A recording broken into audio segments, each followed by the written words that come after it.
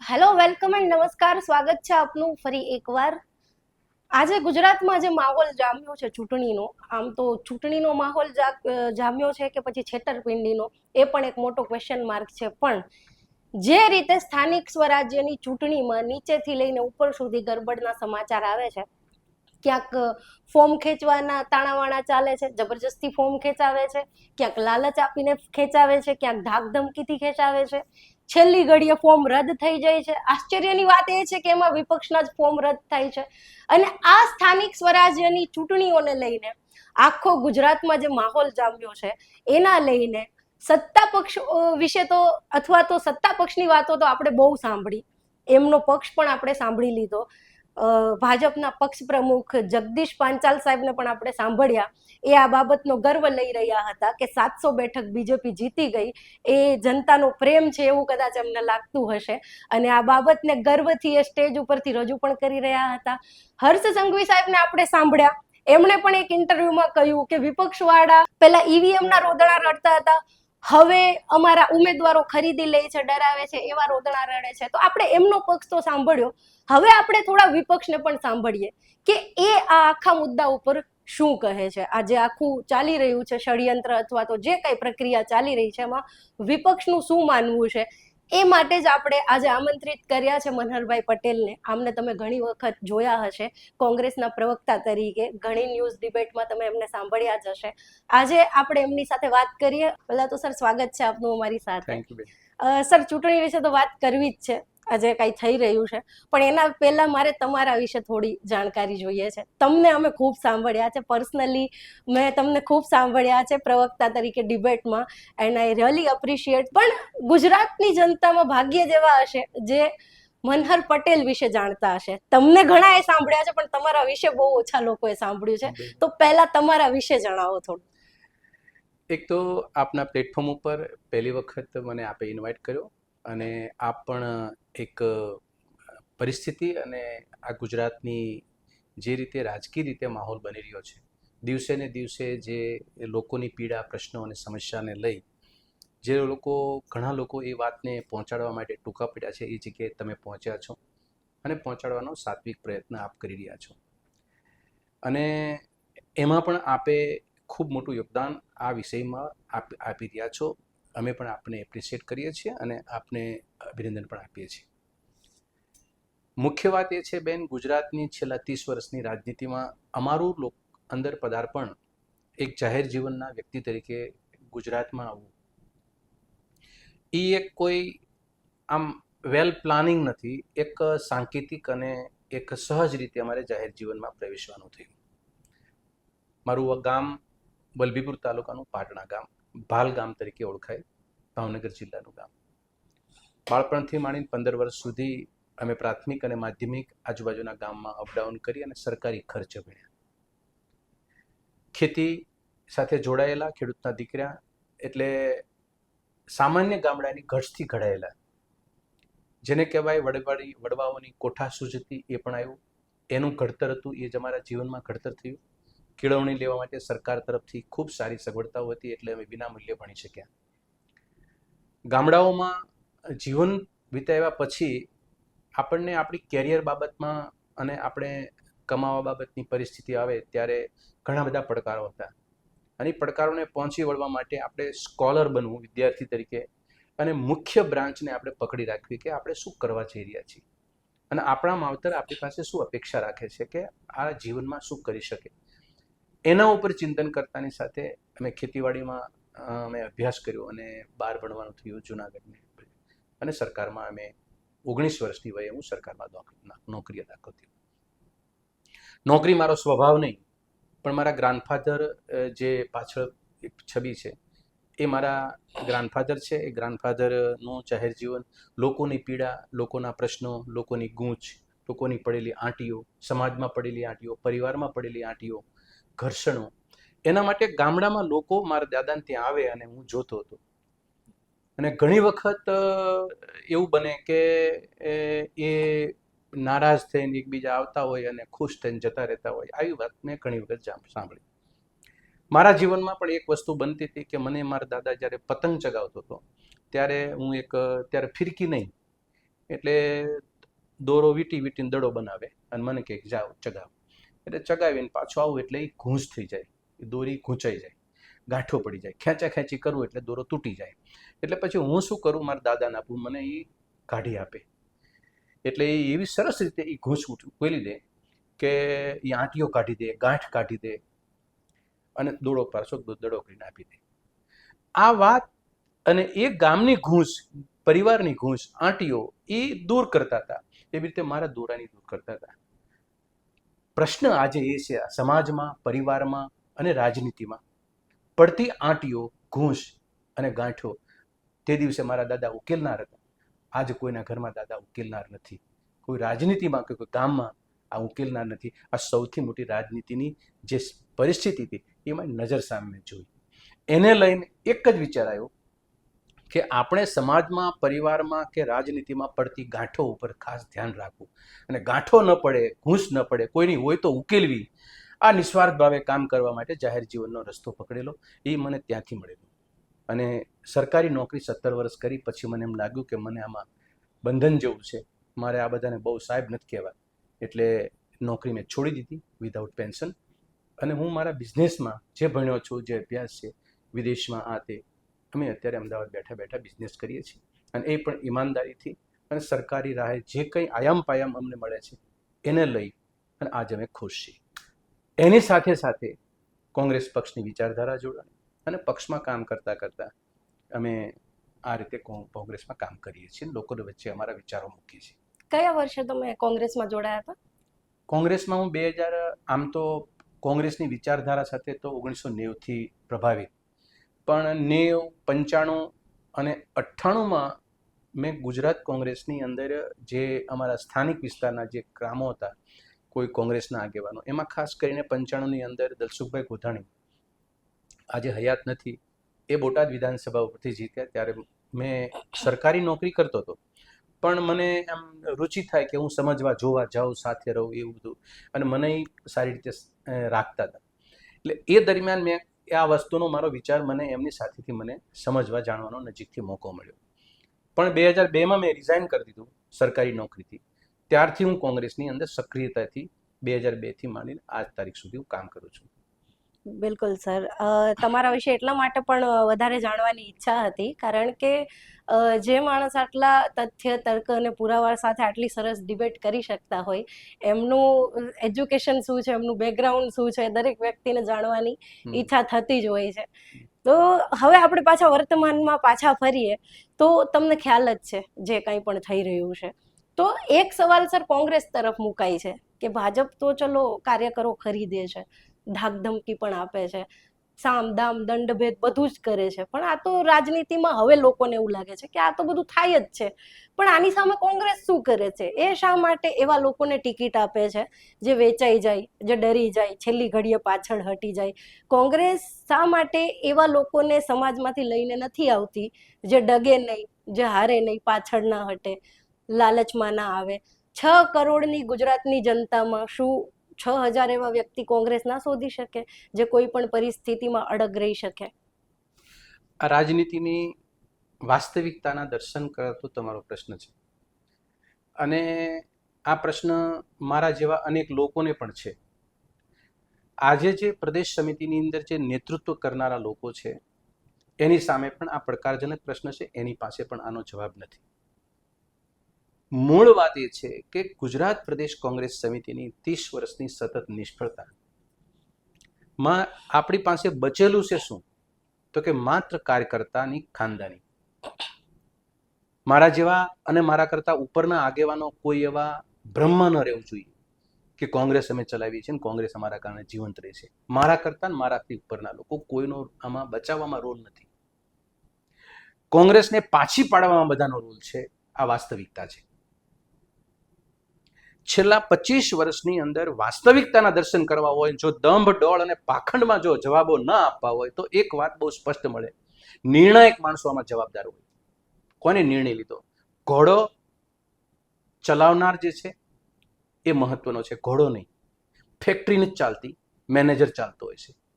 સેના નથી ચાલતી, સેનાપતિ ચાલતો હોય છે. સ્કૂલ નથી ચાલતી, પ્રિન્સિપાલ ચાલતો હોય છે. કોંગ્રેસ નથી ચાલતી, કોંગ્રેસનો પ્રમુખ ચાલતો હોય છે. અને ઘોડા ઉપર બેસનારો માણસ એ અસવાર ન હોય, એને રેવાલ ચાલ શું કહેવાય, એને પેલી ચાલ શું કહેવાય, એને ડાન્સ કરાવે, એ આવડત એનામાં ના હોય તો ઘોડો એનું નેઠ્યો નાખે.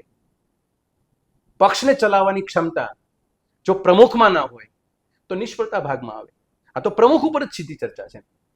અને કોઈ પણ વ્યક્તિ અત્યાર સુધીની અંદર બેસનારા લોકોએ પોતાના આત્મમંથન કરવાનું છે. મનહર પટેલ કોઈના ઉપર આરોપ મૂકે અને એ આરોપને એને સહજ સ્વીકારવાની જરૂર નથી, પણ એને ખુદે વિચારવાની જરૂર છે કે આ બોલે છે, આક્ષેપ કરે છે, એ મારી વર્તમાન પરિસ્થિતિમાં મારી ફલશ્રુતિ જે આવે છે એને સુસંગત છે ખરું?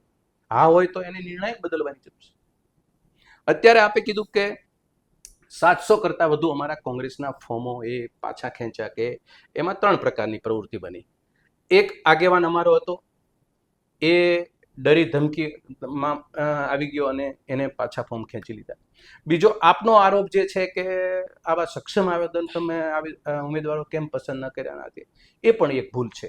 અને ત્રીજી વસ્તુ એ છે કે પોલીસ તંત્ર, ચૂંટણી અધિકારી અને લુખ્ખાઓ આ બેફામ રીતે આ ભારતીય જનતા પાર્ટીએ એની સામે મૂક્યા. આ વચ્ચે હું એક બીજી વાત કરી દઉં તમારા પ્રશ્નના સવાલની સાથે સાથે. 30 વર્ષની જે ભાજપાની રાજનીતિ, એની જે પરિણામ અને એની ફલશ્રુતિ, એ 4 બાબતે હું તમને કહું. પહેલી બાબત એ કે એને એવો કયો વહીવટ કર્યો કે એને આવા કારસ્તાન કરવાની જરૂર પડે છે. નંબર 2 કે એને એવા કયા વિકાસના કામો કર્યા કે વિકાસના કામો દેખાડી શકતા નથી અને આવા કામ કરવા પડે છે. નંબર 3 કે એને કયા એવી વાતના વહીવટનો વિશ્વાસ ઘટ્યો છે કે એમાં પોતાના કામમાં એને વિશ્વાસ નથી ને એને આ વસ્તુ કરવી પડે છે. અને ત્રીજું, એને વિશ્વગુરુ, એને યશસ્વી પ્રધાનમંત્રી, એક લીટી બોલે 4 વખત પ્રધાનમંત્રીનું નામ છે, એના કામગીરીમાં કે એની સોચમાં એને ભરોસો નથી કે 30 વર્ષથી જે ભારતીય જનતા પાર્ટીના આગેવાનના એક હતું અને શાસનમાં જે કરવાનું હતું એ કશું કરી શક્યા નથી, એમાં ભરોસો નથી, એટલા માટે એને આ કારસ્તાન કરવા પડે છે. આ પણ એટલી વાસ્તવિકતા છે. અને બીજી વસ્તુ છે સાહેબ, જીતવું એ ચૂંટણી મહત્વની વસ્તુ નથી. હું ઘણી વખત કહું છું કે કોંગ્રેસના સમર્થકો હોય કે ભાજપના સમર્થકો હોય, અમારો એક લીડર તરીકેનો સંદેશો એ હોય છે કે કોંગ્રેસ અને ભાજપ એ બંનેની વૈચારિક લડાઈ છે. એને મતદાતાઓ પોતાની લડાઈ ન બનાવે. અમારો મતદાતા હોય એને અમે કહીએ છીએ કે તમે અમને હરાવવા માટે, જીતાવવા માટે મહેનત ન કરો, વિચારને જીવંત રાખવા માટે મહેનત કરો. તમારા ભવિષ્યને તમારા બાળકો સામે જોઈને તમે તમારી રાજનીતિની તમારી નિર્ણાયક બનો. ભાજપનો આગેવાન તમને કોઈ વાતો કરે અને એનો નશો તમને ચડી જાય અને ભાજપ કોંગ્રેસને હરવી દે, એનો તમને વિકૃત આનંદ તમને ભાજપના લોકો તમને આપે, એ વિકૃત આનંદનો તમે આનંદ માણો નહીં. દેશની પેઢીઓ અને આપણે બધા ઉથલી પડશું. એ વિકૃત આનંદ એ ભાજપાના કમળનો છે, એ ન્યા આનંદ કરી શકે. તમે આનંદ કરવા જશો એ વિકૃત આનંદ, તો તમારી સમાજની પેઢી ઉથલી પડશે. કોંગ્રેસની અંદરની પરિસ્થિતિ આપે કીધું કે આ અત્યારની પરિસ્થિતિ જે વર્તમાન છે એ એક વખત ભૂલ કરે આ વસ્તુ નથી બની. સતત ભૂલો ઉપર ભૂલો ઉપર ભૂલો ઉપર ભૂલો ઉપર ભૂલો થઈ છે, ત્યારે આ કોંગ્રેસની પરિસ્થિતિ છે. સાહેબ, કોંગ્રેસનો કાર્યકર્તા આજની તારીખે લડાઈ કરે છે. તમારા જેવા સુપ્રસિદ્ધ અને તટસ્થ નિર્ણાયક તરીકે તમે લોકો જે રીતે પબ્લિક વચ્ચે જાઓ છો, એમાં તમને જોવા મળતું હશે કે કાર્યકર્તા આજે ગ્રાઉન્ડ ઉપર કોંગ્રેસનો લડતો હતો. એ જે જગ્યાએ કામ કરવાનું તો વિચારોને આધીન લડતો હતો. એના માટે કોંગ્રેસ સમિતિ શું કરે છે? અમારે એના માટે પીડા કરવાની જરૂર છે. પેલો અમારા માટે કોઈ લડે છે, પેલો અમારા વિચારોને જીવંત રાખે છે. અને ગુજરાતની અત્યારે ખરેખર વર્તમાન પરિસ્થિતિમાં તાતી જરૂર છે એક મજબૂત વિપક્ષની. એ વિપક્ષની મજબૂતાઈ એ કાર્યકર્તાને આધીન છે. હું ત્યાં જ આવતી હતી. મારા ધ્યાનમાં ઘણા એવા કિસ્સા લોકોએ લાવ્યા છે.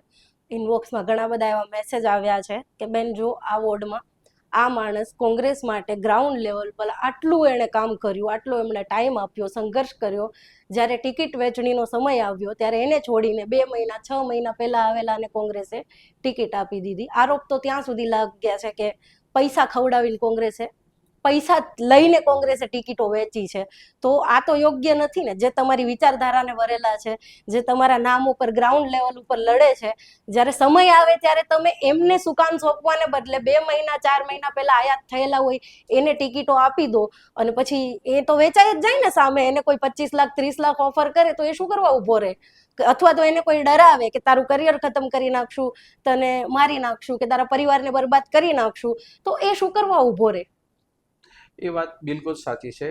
આ પ્રશ્ન તો એક ગંભીર પ્રશ્ન કોંગ્રેસ પક્ષના ખોળામાં પડેલો છે અને કોંગ્રેસ પક્ષે આની ગંભીરતાથી સમજદારી લેવી પડે, કારણ કે અમે સતત ચૂંટણીઓ હારીએ ત્યારે આ મુદ્દો અમારી સામે આવે છે. અને તમે બહુ નિરાળો સવાલ કર્યો, પણ ઘણા તો અમને એ કહે છે કે તમારી કોંગ્રેસમાં નિયતની ખોટ છે, તમારામાં નેતા કોઈ છે નહીં, તમારામાં કોઈ નીતિ નથી. આ સવાલોના જવાબ અમે દર હારે જ ચૂંટણી ત્યારે ટીવી ડિબેટમાં અમને આ પૂછે છે કે તમે સતત ચૂંટણી હારો છો અને તમે આત્મમંથન શું કરો છો? યસ, આ આત્મમંથન કરવાની વાત આવે ત્યારે મેં આપને પહેલા કીધું કે આ પ્રશ્ન છે ને એ નિર્ણાયક માણસોના ખોળામાં પડેલો ગોલ છે. જે નિર્ણય કોણ લે છે? પાર્ટીના. અને પાર્ટીના નિર્ણય લેનારા માણસો એવી કઈ વાતોથી એઆઈસીસીને કન્વિન્સ કરી દે છે કે એઆઈસીસી એમાં હા પાડે છે અને આ નિર્ણય લેવાય છે. એઆઈસીસીને કોણ મિસગાઈડ કરે છે? ખોટા નિર્ણય એઆઈસીસી પાસે કોણ લેવડાવે છે? આ તમામ મુદ્દાનો એક જ સવાલ છે કે જો ખરેખર મને મારા દેશ પ્રત્યે, મારા પક્ષ પ્રત્યે અને મારી રાજનીતિને ઉજાગર કરવા માટે મારે જો ખરેખર હું એટલો સમય વાપરું છું, કોંગ્રેસમાં એ લોકો નેતાઓ સમય આપે છે, તો એ નેતાઓ સમય આપે છે એ પદ માટે આપે છે, પોતાની પ્રતિષ્ઠા માટે આપે છે, કે પછી પોતાનો પક્ષ ઊભો કરવા માટે આપે છે, કે ખરેખર કોંગ્રેસ પક્ષને મદદ કરવા માટે આપે છે? જીવંત કોને રાખવું છે? મારે એક આગેવાન તરીકે હું જાહેર જીવનની અંદર મારા વિચારોને હું પહેલા, મારા પક્ષમાં પણ મારો એક પક્ષ છે, નો ડાઉટ હું મારા પક્ષના વિચારોમાં પણ મારો એક વિચાર પોતાનો અલગ મૂકી શકું છું. અને એ વિચારને હું મજબૂત કરાવું છું એટલા માટે કે મને મારો વિચાર છે પક્ષને સુસંગત હોય અથવા તો એને પ્રમોશન આપતો હોય, નહીં કે હું મારો પક્ષ એમાં મૂકીને મારા પક્ષનું એક નવું ગોત્ર ઊભું કરી દઉં છું. આજની તારીખે મને કંઈક ને કંઈક એવો સંદેશ છે કે લોકો, આગેવાનો જે છે એ પોતાના વિચારોથી પોતાનો આંતરિક પક્ષ એક ઊભો કરે છે જે મૂળભૂત પક્ષની વિચારધારા સાથે સુસંગત નથી, એને જૂથવાદની પરિસ્થિતિમાં મૂકે છે. ગ્રુપિઝમ. આ ગ્રુપિઝમથી કાર્યકર્તાઓ ઉપર ખોટો સંદેશો જાય છે, કાર્યકર્તાઓમાં ન્યા પણ બે ગ્રુપ ઊભા થાય છે અને સરવાળે પક્ષની તાકાતને, આંતરિક તાકાત તૂટે છે, જેનો બીજેપી કે વિપક્ષમાં જે સત્તામાં બેઠેલા લોકો ભરપૂર લાભ ઉઠાવે છે. અમારું પોતાનું પોસ્ટમોર્ટમ જો અમારે પોતાને કરવું હોય તો રાજનીતિની પરિપ્રેક્ષમાં કહેવાય કે ભાઈ પક્ષની વાત પક્ષમાં રાખવી જોઈએ અને ઘરની વાત ઘરમાં રાખવી જોઈએ, પણ ઘરના 25 વર્ષની અંદર ફલશ્રુતિથી આપણો પરપોટો અને ફૂગો ફૂટી ગયેલો છે, કોઈ પછી ઘરમાં બહારનું કંઈ રહ્યું નથી. હવે તો તમે વાસ્તવિકતાના દર્શન કરાવવા જોઈએ કે ખોટ ક્યાં છે. બિલકુલ, ક્યાં ખોટ છે, એનું નિરાકરણ શું છે. સર્જરી માંગે તો સર્જરી કરો, ટેબ્લેટ આપવી પડે તો ટેબ્લેટ આપો, પણ કંઈ પણ રીતે કરી અને આનું ગુજરાતની જનતાને તમારે રિઝલ્ટ આપવાનું છે કે ભાઈ વિપક્ષ તરીકે પણ અમે ફેલ નથી, અમે એમાં મજબૂતાઈથી અમારી વિચારધારાને મજબૂત છે, અમારી ખાનદાનીથી અમે કામ કરીએ છીએ, જનતાના દિલમાં ઉતરવાનો પ્રયત્ન કરીએ છીએ. આ તમામ વસ્તુને કાયમ રાખી અને જનતાને કમસે કમ અમારામાં વિશ્વાસ ઊભો થાય એવું વાતાવરણ તો અમારે સર્જવું પડે. આજની તારીખે નથી થતું. એનું મુખ્ય કારણ મેં આપને કીધું કે મને લાગે છે કે નિર્ણાયક માણસોએ આમાં. સાહેબ, એક આરોપ એવો પણ લાગે છે, હું શબ્દો ચોર્યા વગર કહીશ, કે કોંગ્રેસનું મોવડી મંડળ કે નિર્ણાયક મંડળ જે છે એમની ઉપર એવો આરોપ લાગે છે કે સત્તા પક્ષ સાથે મળેલું છે, પોતાના સ્થાપિત હિતો સાચવવા માટે એ પક્ષની વિચારધારા સાથે સમાધાન કરે છે, વિપક્ષ તરીકે પોતાની જવાબદારી સાથે સમાધાન કરે છે. ગુજરાતની જનતા જે એક લીડર શોધે છે વિપક્ષમાં, એક સેકન્ડ ઓપ્શન શોધે છે, એ લોકોની માંગણી સાથે, એમની લાગણી સાથે પણ સમાધાન કરે છે. જો એક ફળ, ચીકુની લારી પડી હોય, એક ચીકુ ફળ હોય કે કોઈ પણ ફળ રહ્યો, કુદરતી કોઈ રહ્યો, એમાં બધા પ્રકારની અલગ અલગ સાઇઝ હોય, એમાં બધા પ્રકારની ક્વોલિટી હોય, બધા પ્રકારનો અલગ અલગ ટેસ્ટ હોય, બધું અલગ અલગ હોય. મે બી એક સમૂહ છે, વિચારધારાથી એક ગઠન થયું છે, પણ છતાંય પણ કોને આ વિચારને કોને કેટલો પચાવ્યો છે. બીજા નંબરમાં એની ઉંમર કઈ છે, કઈ ઉંમરે એને આ થયું. કોઈને દાખલા તરીકે એક વખત સરચૂક થઈ તો પોતાનો અફસોસને ભાગે એક પણ પાર્ટીમાં છે. નંબર ઓફ પીપલ અને લીડર્સ આ ગુજરાત કોંગ્રેસમાં છે. 135-40 વર્ષ જૂની પાર્ટી છે, ગુજરાતની અંદર એ ધરોહર હાચવનારા છે. નેતાઓ ખૂબ સારા પણ છે, જે નેતાઓએ ગુજરાતની કોંગ્રેસની અંદર ઘરે બેઠો બેઠો પણ એ અહોભાવથી કોંગ્રેસને યાદ કરતો હશે કે ભાઈ આ કોંગ્રેસને મજબૂત કરવી જોઈએ અને આ કોંગ્રેસ સહજ આ દેશ માટે બધું કરી શકે, આવો વિશ્વાસ એક બહુ મોટો વર્ગમાં પડેલો છે. ફરીને આપની વાતનો એક સીધો સવાલ જવાબ આપું નિર્ણાયક માણસોથી કોંગ્રેસની બદનામી અને કોંગ્રેસની ફલશ્રુતિ જે આવે છે એ નબળાઈ, એ નિર્ણાયક માણસો છે. એઆઈસીસી કે ઉપર કોઈ પણને કન્વિન્સિંગ કરી દેશે અને સામે મેસેજ એવો જાય છે કે સત્તા પક્ષ સાથે તાલમેલ થઈ ગયો છે, ભળેલા છે. એવા ઘણા લોકો તાલમેલવાળા હતા, એ પક્ષમાંથી બહાર ગયા છે. આજની તારીખે તે એવા ઘણા ઉમેદવારો હતા જે પક્ષની અંદર કામ કરતા હતા, એના મેસેજ આવ્યો. હા, એક ત્રુટિ રહે છે કે સ્પોટ થવું જોઈએ, એની બદલીમાં લાંબા ગાળે થાય છે. દાખલા તરીકે એવા 2-5 કિસ્સાઓ અમારી નજર સામે હતા કે ખબર જ હતી કે બે ભાજપમાં ભળી ગયેલા છે, તો પછી એને 1.5 વર્ષ સુધી સાચવી શું કામ રાખ્યા? તો એ સમયે અમે કહેતા હતા કે આને જલ્દી નિકાલ કરવો જોઈએ. આજની તારીખે તે એવા ઘણા આગેવાનો એવા છે કે જે બીજેપી સાથે ધંધો કરતા છે, પણ કોંગ્રેસ પાસે એના આધાર પુરાવા નથી મળતા કે ભાઈ આથી કોંગ્રેસને નુકસાન શું થાય. તો એ નિર્ણય પણ કોંગ્રેસ લેતી નથી, એના માટે પોસ્ટમોર્ટમ કરતી નથી. બીજું, તમારામાં રહેલા સક્ષમ આગેવાનો જે છે એને શોધવા નથી નીકળવું.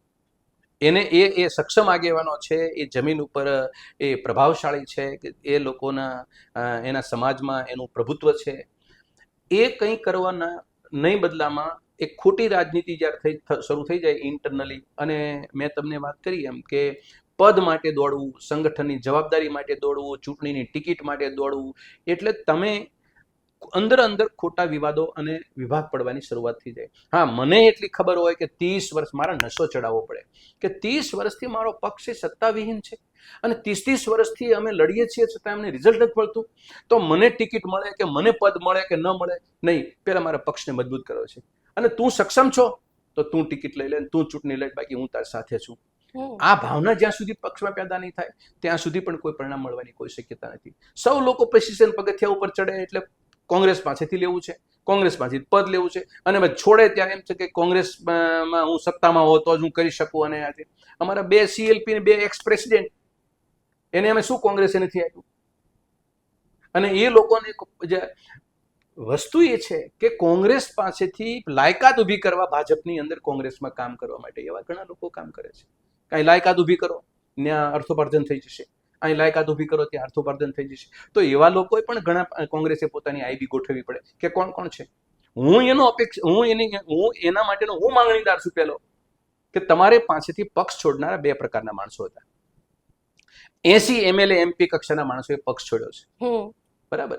અને મેં તો મીડિયાની સામે ચોખ્ખું બોલ્યો છું અને રાહુલ ગાંધીજીને મેં લખીને આપેલું છે કે ગુજરાત કોંગ્રેસની અંદર પક્ષ છોડનારા પ્રથમ હરોળના MLA MP કક્ષાના 80-85 લોકો પૈકીના 2 પ્રકારના માણસો, એમાં 2 જ વિભાગ છે.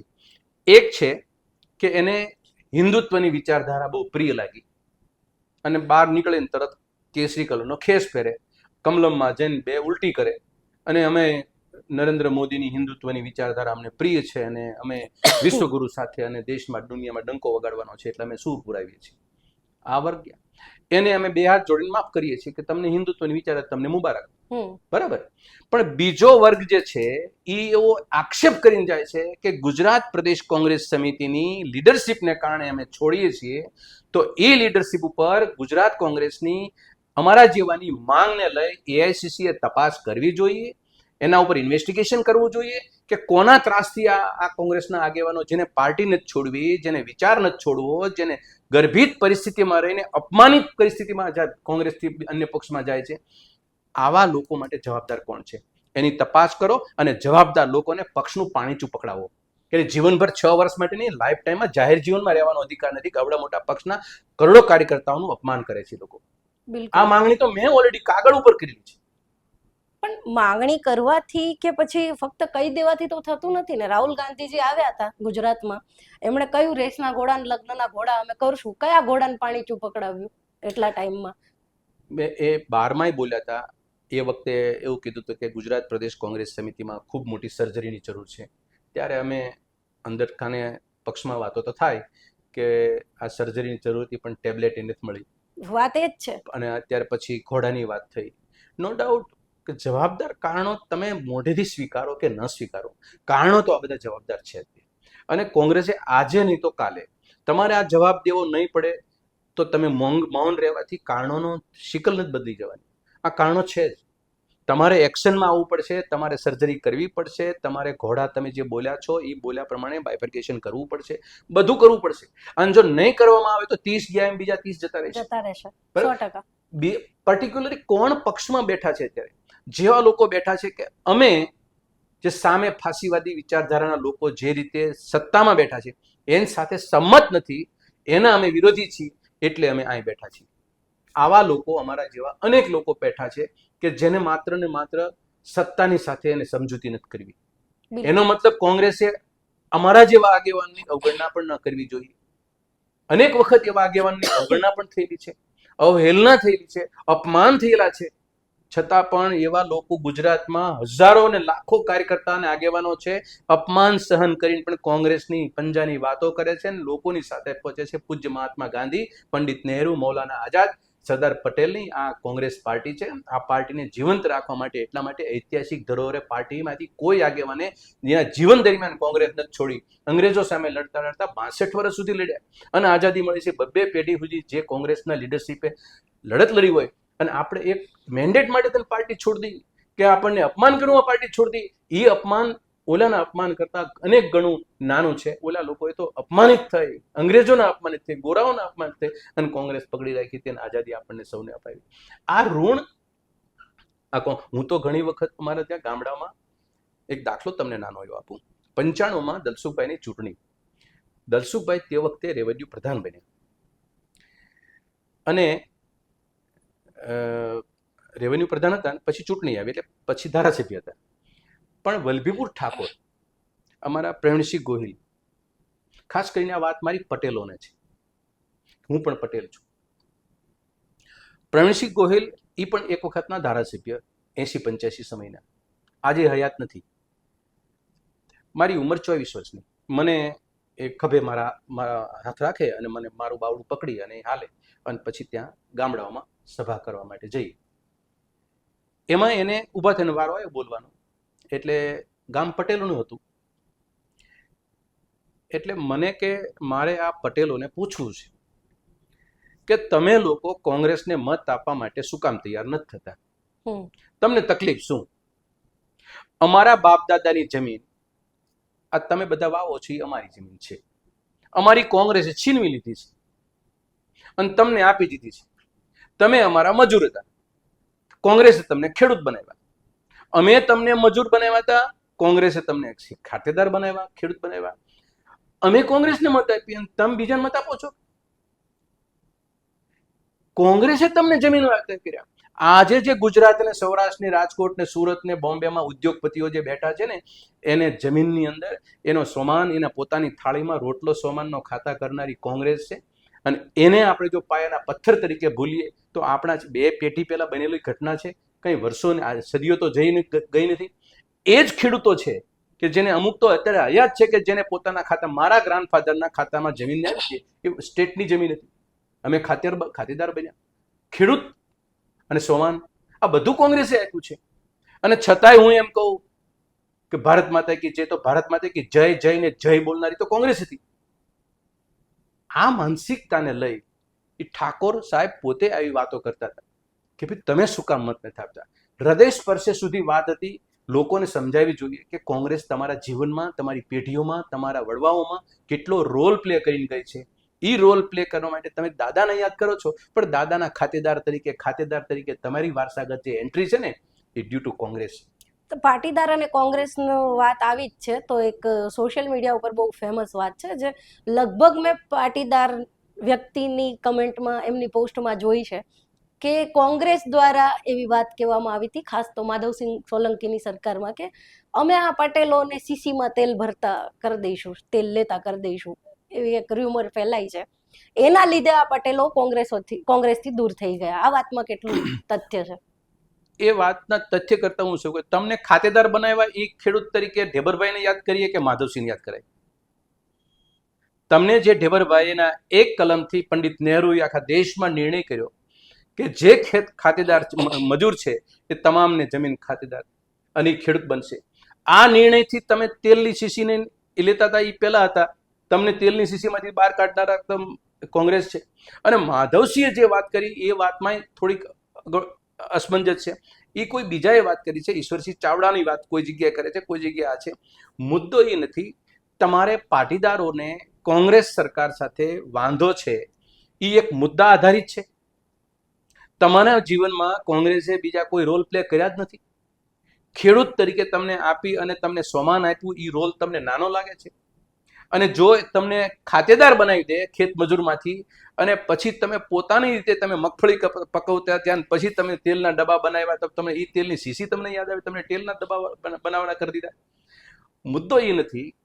એક રીતે વિપક્ષની ભારતીય જનતા પાર્ટીની સરકારની જે વિકૃત માનસિકતાથી લોકોના મગજમાં પ્રવેશ કરવો, એ બહુ સારું ફાવે છે.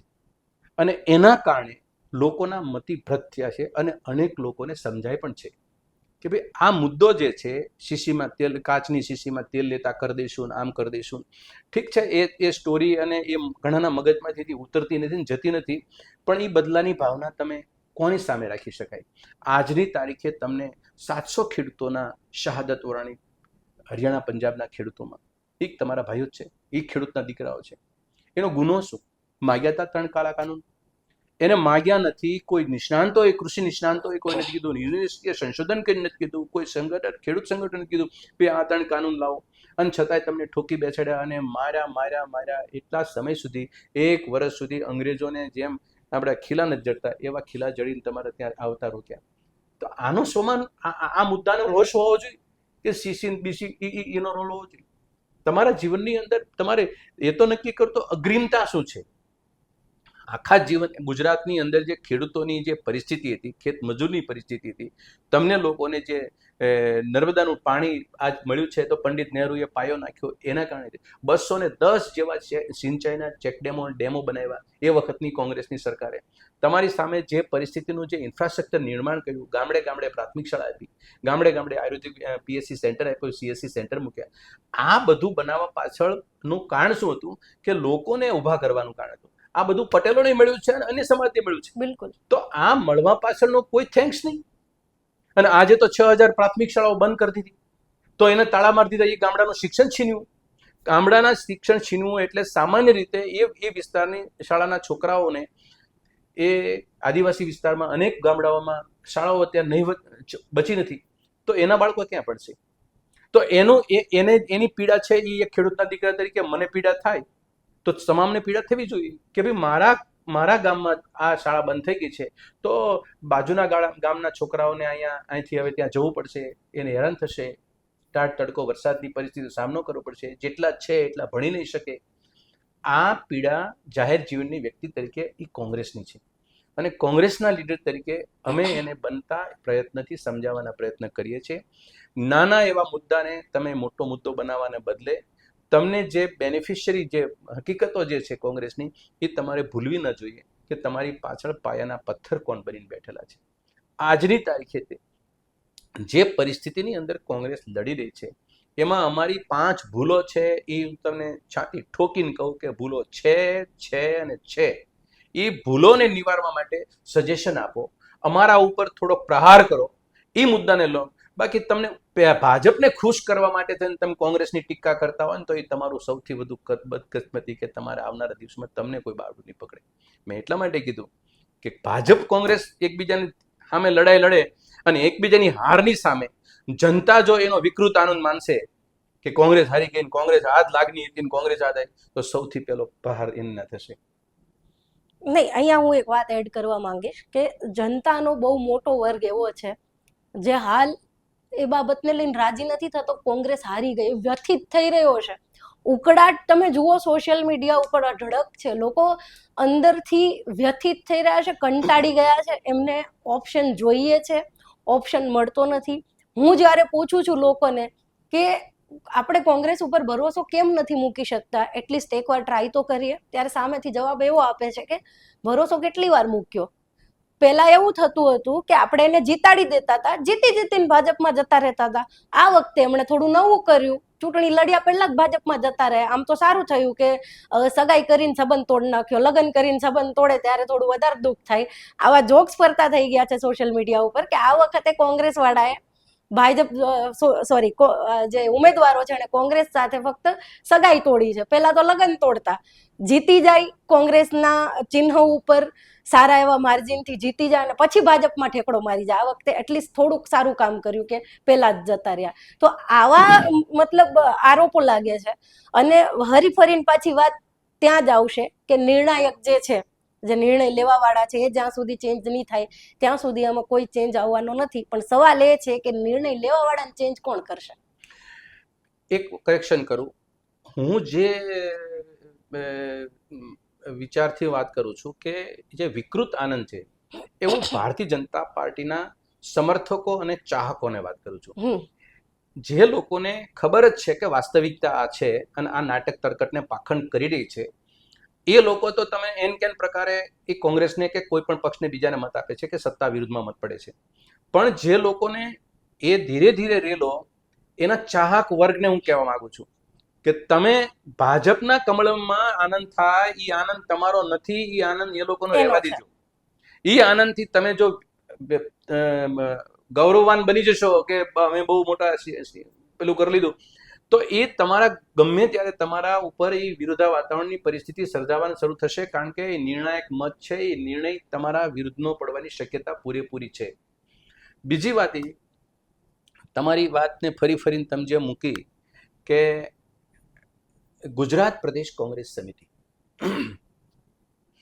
છેલ્લા લગભગ 2002 થી માંડી અને 26નો તો હું સાક્ષી છું.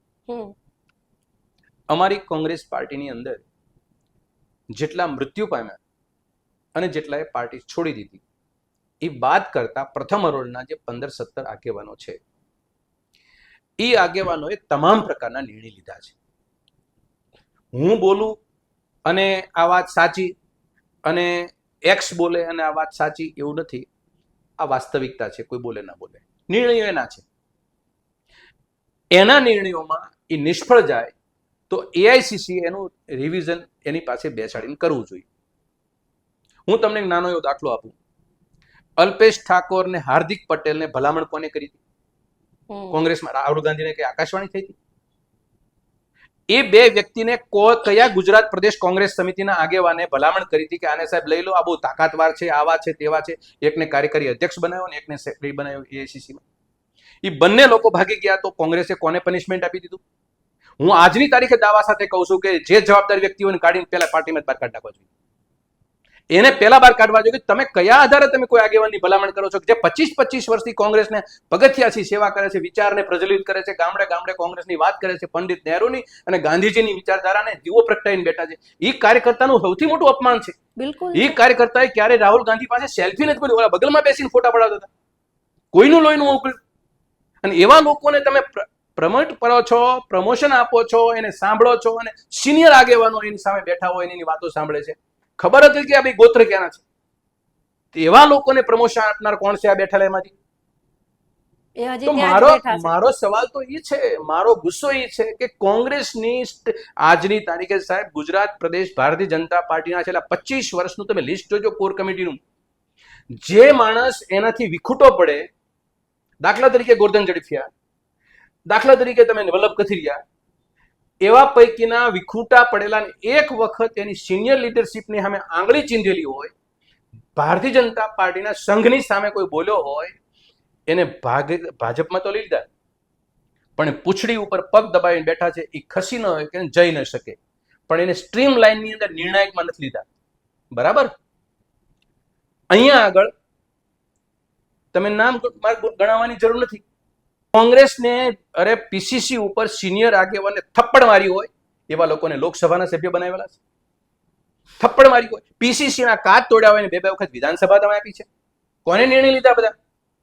આ નિર્ણય લેનારા કોણ છે? ગુજરાતની અંદર કોંગ્રેસની ઘોર ખોદાઈ ગઈ હોય તો આવા 1000 કારણોથી ખોદાણી છે કે એક કોઈ કારણથી નથી. અને છતાંય અમે એવી શીખ ન લઈએ અને એ 5 ના 5, 25 ના 25 બેસી અને ગુજરાત કોંગ્રેસની અંદર અહીંની કુરડીમાં ગોળ ભાંગી દે અને એઆઈસીસીને કન્વિન્સ કરે.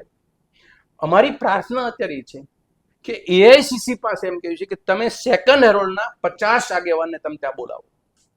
50 આગેવાનને પહેલા ચેક કરો. 50 સારા તટસ્થ નિર્ણાયક જેવા હોય, જે સમાજની અંદર પીડા કરનારા એવા વિદ્વાન લોકોને બોલાવો. 25-30 તમારા જેવા પ્રબુદ્ધ મીડિયાને બોલાવો. તમે પેલા અરીસો બતાવો પેલા કે ભાઈ આ કોંગ્રેસનું પોસ્ટમોર્ટમ છે, તમે આ પોસ્ટમોર્ટમ ઉપર કામ કરો.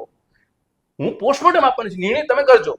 પણ તમે એવું બોલી જાઓ કે ગુજરાત કોંગ્રેસની અંદર લગ્નના ઘોડા ને પેલા ઘોડા છે, બરાબર, અને પછી રિએક્શન આપ્યા પછી એક્શનમાં ના આવું, બિલકુલ, તો એ પરિસ્થિતિનું પરિણામ તો ઓર ખરાબ થવાનું છે.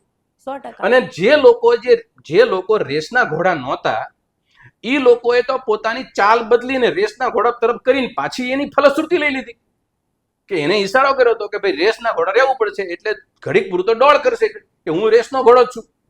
એને ચાન્સ આપી દીધો, અને ચાન્સ આપ્યો એટલે એ માણસ પાછા એ તરફ નિર્ણાયક માણસો બની ગયા. એઆઈસીસી કોઈ દિવસ એના પોતાના એક્શન ઉપર પાછી નથી વળી. ઘણા એવા કિસ્સા તમને જોવા મળશે કે રિએક્શન પછી, એટલે હું તમને કહું કે આ અત્યારે એક કોંગ્રેસનો લીડર બોલે છે, બરાબર. ભારતીય જનતા પાર્ટી સામે અમારા આક્ષેપો ક્યારે થાય? અમે એક પરિવાર ભાવનાથી અમે લડતા હોય અને અમારી સામે 5-25 જે અમારા આગેવાનો હોય એના સામે કોઈ પ્રકારની ખોટી વાત કરે તો આ એક જૂથ રહે, અને એની સામે પીસીસી માંથી પહેલા ઇન્ટરનલી જે અન્ડરસ્ટેન્ડિંગ જોવું જોઈએ, જે લડાઈના મૂળમાં જે રીતે એક સિસ્ટમ ઊભી કરવી જોઈએ, એકબીજાના વિશ્વાસ સંપાદન કરવો જોઈએ, અને એ વિશ્વાસને નાતે અમે લડવા નીકળશું તો ભાજપને હરવી એ મારી દ્રષ્ટિએ કોઈ અઘરી વસ્તુ નથી. બિલકુલ, કારણ કે વિચારથી ખોખલા, દાનતથી ખોખલા, ડરપોક. એની ધરોહરની માનસિકતા પણ એટલી બધી ગંભીર. આ બધા લોકોમાં કંઈ એવું છે જ નહીં, કશું નથી. એને તો ભ્રમના એક માયાજાળ બિછાવી છે, અને એ માયાજાળને પરપોટો ફોડવા માટે એક માણસ પંચરની જરૂર છે ખાલી, અને પંચર માત્ર ને માત્ર આંતરિક કોંગ્રેસની જે તાકાત છે એ તાકાત એક પરિવાર ભાવનાથી બનાવે. જે રીતે પંડિત નહેરુ અને ગાંધીજી અનાતે એ વાણિયા બ્રાહ્મણને પટેલો હતા છતાં તે ઓબીસી, એસસી, એસટી એની તમામની રખોપું કરતા હતા. એ વાણિયા બ્રાહ્મણ ને પટેલ પહેલી મિનિસ્ટ્રીમાં હતા. આજે એવું કોઈ ના બોલવું પડે કે અમારી પાર્ટી આની છે ને અમારી પાર્ટી આની છે, ના બોલવું પડે. તમારામાં લીડરશિપ બેઠી છે, એ પીડાદાયક માણસોની જ લીડર્સ પાર્ટી છે. આ પીડા ભોગવતો એની પાર્ટી છે. જે માણસ છેવાડાનો માણસ છે, એનો કોઈ હાથ પકડનારો એની પાર્ટી છે. એમાં જ્ઞાતિ જાતિ નથી આવતી કાંઈ. જેને તકલીફ છે એનું નિવારણ લાવનારી પાર્ટી છે. પહેલાના પ્રધાનમંત્રી અમારા આદિવાસી વિસ્તારમાં નાઇટ શું કામ, રાત્રિ રોકાણ શું કામ કરતા હતા? એ રાત્રિ રોકાણ એટલે કરતા હતા કે એની પરિસ્થિતિ જોવી હતી, એની દરિદ્રતા જોવી હતી, અને દરિદ્રતાથી પોતાના મનમાં એની દરિદ્રતાને આખી ઉતારી લેતા હતા કે આવો હું જ દરિદ્ર છું અને પછી મારે નિર્ણય લેવાનો હતો. આ માનસિકતાથી એ લોકો એના ઘરે રોકાતા હતા, એની પીડા સમજતા હતા. અમારે અત્યારે આ કરવાની જરૂર છે. બિલકુલ સર, તમે જ્યારે આ વાત કરો છો ખુલીને, કોંગ્રેસ પાર્ટીની અંદર જે પ્રોબ્લેમ્સ છે, અંદર જે કહેવાય ને સડો બેસી ગયો છે, અંદર એકતા નથી, વિશ્વાસ નથી, આ બધી વાત જ્યારે તમે કરો છો કે તમારા સિવાય જે પણ કરે છે એની ઉપર એવા આરોપ લાગે છે કે આ લોકો કોંગ્રેસમાં રહીને કોંગ્રેસને બદનામ કરે છે. અહીંયા એ લોકો વિક્ટિમ કાર્ડ પ્લે કરે છે, પોતાની ભૂલ જોવા નથી માંગતા. અને જ્યારે ઇનફેક્ટ મને પણ આવા સવાલ થયા છે કે તમે કોંગ્રેસને શું કામ સવાલ કરો છો, તમે સત્તા પક્ષને કોને, સત્તા પક્ષ આમ કરે છે તેમ કરે છે, એ લોકો ખરીદે છે, એ ડરાવે છે, એ પોલીસ પ્રશાસનનો દુરુપયોગ કરે છે, તમે શા માટે વિરોધ પક્ષ ઉપર સવાલ કરો છો? પણ સાહેબ, એક મુદ્દા, એક પોઈન્ટ ઉપર આવીને વિરોધ પક્ષને પણ પૂછવું પડે કે ભૂલ તો તમારી પણ છે. જ્યાં સુધી તમે તમારી ભૂલ નહીં જુઓ અને એવરી ટાઈમ તમે વિક્ટિમ કાર્ડ પ્લે ના કરી શકો કે અમે વિપક્ષમાં છીએ, અમને તમે આમ ના પૂછી શકો, તમે સત્તા પક્ષને પૂછો. ક્યારેક તો તમારી જવાબદારી તમે સ્વીકારો કે અમારામાં આ ભૂલ છે, અને જે તમને આ ભૂલ બતાવે, ચાહે તમે જ કેમ ના હોય, તમારા વિશે પણ એવા રૂમર મેં સાંભળેલા છે કે એને તો સેટિંગ થઈ ગયું છે ભાજપા જોડે, એટલે એ તો કોંગ્રેસની અંદરની લીડરશિપ ઉપર સવાલ પૂછે છે, કોંગ્રેસ વિશે એલફેલ બોલે છે, કોંગ્રેસની પરિસ્થિતિ સમજતા નથી. આ વિક્ટિમ કાર્ડ ક્યાં સુધી પ્લે કરશો? જો આમાં એવું છે કે કોંગ્રેસ પક્ષની ઇન્ટરનલ પરિસ્થિતિ 25 વર્ષ જેવો એક પેઢીનો સમય દરમિયાન જો વિપક્ષમાં બેઠા બેઠા જો કોંગ્રેસનું ધોવાણ ન થતું હોત ને તો અમારા શબ્દોનું એમનામ ધોઈ જાય, કોઈ ગણના પાત્ર જ ન રહે. આજે અમારા શબ્દોને ગણના પાત્ર એટલા માટે છે, અથવા તો શક્તિથી અમે બોલીએ છીએ એટલા માટે કે સામેવાળાએ પરિણામ નથી બતાવ્યું. હવે વાત રહી કે અમારા જેવા અનેક લોકોને ભાજપ સાથે કે ઓલા સાથે જોડાયા, જેની સાથે જોડાયેલા છે ને એ તપાસ કરે તો ચોખ્ખું ચિત્ર બહાર આવે એમ છે. તો અમારા મોઢા બંધ કરવા માટે પાર્ટી પાસે એ પણ શસ્ત્ર હોવું જોઈએ. કાં અમને બહારનો રસ્તો બતાવી દેવો જોઈએ એની આધાર મૂકી, અને અથવા તો અમારી વાતને સ્વીકાર લેવી જોઈએ. નથી અમારી વાતને સ્વીકારતા કે નથી અમને બહારનો રસ્તો બતાવતા. હું તમને એક નાનો એવો દાખલો આપું. મેં વચ્ચે બોલ્યો હું કે કોંગ્રેસ સમિતિને એઆઈસીસી પાસેથી જે નિર્ણય કરાવે છે એમાંથી મને એક નિર્ણય સાચો કર્યો હોય એવો બન્યો હોય અને રિઝલ્ટ આવી ગયું હોય તો આપણે આ વાત ઓટોમેટિક બોલતા બંધ થઈ જાય. અને અથવા તો અમારે શું કામ અમારી પાર્ટીની ઘોર ખોદવી જોઈએ? અમે શું કામ એવી પીડા વ્યક્ત કરીએ ખોટી રીતે કે ભાઈ અમારી પાર્ટીનું ખુદનું ખરાબ થાય? આ તો મને પીડા જે છે એ જગ્યાએ મારે કંઈક ને કંઈક શસ્ત્રક્રિયા કરવી પડશે. એ હું શસ્ત્રક્રિયા કરું છું કે જેનાથી મારો આ દર્દ ઓછું થાય. મારું મતલબ દર્દ એટલે મારી પાર્ટીનું દર્દ. મારી પાર્ટીનું દર્દ ઓછું કરવાની જવાબદારી ખાલી 5-25ની જ નથી, એક એક કાર્યકર્તાની છે. અને એક એક કાર્યકર્તાને અમારી પાર્ટીમાં બોલવાનો અધિકાર છે કે તમારા કારણે ઘોર ખોદાઈ રહ્યું છે, અને એ તમારે ન સમજવું હોય ને તમારે પાછી આક્ષેપો કરો તો એ આક્ષેપો કોઈ સુસંગત રહેવાના નથી. હું તમને કહું કે અમારી વ્યક્તિગત તો મેં પીડા વ્યક્ત જ નથી કરી. અમને શું દીધું ને અમને ન દીધું 2017ની અંદર વિધાનસભાની અંદર હું તમને કહું, તમારા સુપ્રસિદ્ધ મીડિયાના માધ્યમથી આ વાતનો કિસ્સો હું એટલા માટે કોઈ દી બોલ્યો નથી. 2017ની અંદર વિધાનસભાની પહેલી યાદી બહાર આવી, 74ની યાદી. એમાં મનહર પટેલ બોટાદ 107 ઉપરથી ઉમેદવાર. 18 તારીખે યાદી બહાર પડે છે. 18 તારીખે રાતે મેં મેન્ડેટ માંગ્યું, મને ન મળ્યું. 19 તારીખે મેન્ડેટ માંગ્યું, મને ન મળ્યું. 20 તારીખે મેન્ડેટ માંગ્યું, ન મળ્યું. 73 ને મેન્ડેટ ફોર્મ અપાઈ ગયા, મને ન મળ્યું. 20 તારીખે હું કહું છું પેલા મને ડિક્લેર કરી દીધો છે, બોલે બોટાદ વાળા રાહ જોવે છે, મને તમે મેન્ડેટ આપો, મને મેન્ડેટ આપો. મેન્ડેટ નહીં, પેન્ડિંગ છે. 21 તારીખે કે 22 તારીખે કે લાસ્ટ ડેટ હતી ફોર્મ ભરવાની, એની આગલી દી રાત્રે હું બોટાદના ગામડામાં હતો. રાત્રે 12:32 અશોક ગેહલોત સાહેબનો ફોન આવે છે. મને કે મારી બાજુની ચેમ્બરમાં રાહુલજી બેઠા છે અને તમારું મેન્ડેટ જે છે પેન્ડિંગ છે, એને લઈ અને ચર્ચા છે કે તમે એની સામે જે રિલાયન્સનો જમાય છે એની સામે નહીં જીતી શકો, એટલા માટે આ ચર્ચા છે કે તમારું શું કહેવું છે. એટલે મેં કીધું સાહેબ હું એક વર્જિન પોલિટિશિયન છું, મેં મારી જિંદગીમાં ચૂંટણી લડ્યો. મેં 2માં માગી હતી, પેનલમાં હતો, મને ટિકિટ નથી મળી. 7માં માગી હતી, પેનલમાં હતો, મને ટિકિટ નથી મળી. 12માં માગી હતી, પેનલમાં હતો, મને ટિકિટ નથી મળી. 17માં માગી હતી, પેનલમાં છું, તમે મને ટિકિટ આપી છે અને મેં લિસ્ટ જાહેર કર્યું છે. સાહેબ તમને રાહુલ ગાંધી અભિનંદન આપશે મને ટિકિટ આપશો તો. હું એમ કહું નહીં જીતું તો તમે મને ટિકિટ નહીં આપો. હું કહું આમ કહી તો મને કે ફાંકા મારે. એટલે મેં કીધું હું કશું બોલતો નથી સાહેબ. એટલે કે 5 મિનિટ હોલ્ડ ઉપર રહો. 5 મિનિટ મેં મોબાઈલ ફોન કર્યો, સાઈડમાં ગાડી રાખી અને પાછું 5 મિનિટ પછી ફોન આવ્યો. આ વાત હું કરું છું ડાયરેક્ટલી અશોક ગેહલોત સાહેબની. એને કીધું યોર ટિકિટ ઇઝ ગ્રાન્ટેડ, આપ મેન્ડેટ ઉઠા લો. 12:30 વાગે મેં કોકને કીધું, મેન્ડેટ લેવા ગયા. 4 વાગે મને ગામડે મેન્ડેટ પહોંચાડ્યું. 4 વાગ્યાથી માંડીને 7 વાગ્યા સુધી રાત્રે મેં જેટલા જાગતા હતા એવા લોકોને મેં ફોન કર્યા. 10 વાગે મેં 1000 લોકોની વચ્ચે જુલુસ વચ્ચે ફોર્મ ભરવા જઈ રહ્યો. 1:30 સમથિંગે મેં ફોર્મ ભર્યું વિથ મેન્ડેટ. નીચે ઉતર્યો, હું બાઇટ આપતો હતો તમારા જેવા મીડિયાને, અને કીધું કે બીજું મેન્ડેટ આવી ગયું છે, અમદાવાદથી રવાના થઈ ગયું છે અને ત્યાં ફોર્મ ભરાઈ જાય છે, એનું મેન્ડેટ રજૂ કરે. 2:52 એ બીજું ફોર્મ અંદર મેન્ડેટ આવી ગયું. હું નીચે ઉતરી અને મેં મારી બાઇટને હંકેલી લીધી અને હું પાછો પીસીસીમાં બેસીને કોંગ્રેસનું કામ કરતો હતો. હું પવન ખેડાજી બે અમે મીડિયાનું આખું વર્ષ એ આખું 15 દિવસનું સંભાળ્યું. અમે રિએક્શન નથી કર્યું.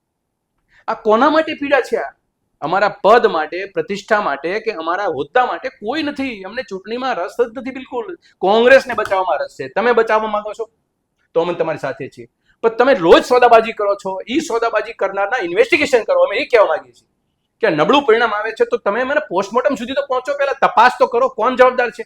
લોકસભા 19 લીડર મેં આખું લિસ્ટ આપ્યું હતું કે એટલા વિરોધમાં કામ કરતા હતા, કોના ઉપર પગલા ભર્યા, એક ચિઠ્ઠી જ લખી કોઈ. તો આ મુદ્દાને લઈને કોંગ્રેસ નાસીપાસ થાય છે. સક્ષમ આગેવાનો જે છે, આ તો હું તો એક હાવ નાનો કાર્યકર્તા રૂપે છું. કોંગ્રેસની અંદર તો ઘણા બધા શક્તિશાળી માણસો જેવા બધા છે કે જે ઘરે બેઠા છે ત્યારે એને તમે બહાર કાઢો તો ભાજપની કોઈ હેસિયત નથી એની સામે, કોંગ્રેસની સામે કે આ લોકોની સામે કોઈ આવા કાવા દાવા સાથે નાટક સામે કોઈ કોંગ્રેસને કોઈ પાછું પડવાનું થાય. પરિસ્થિતિ સારી છે.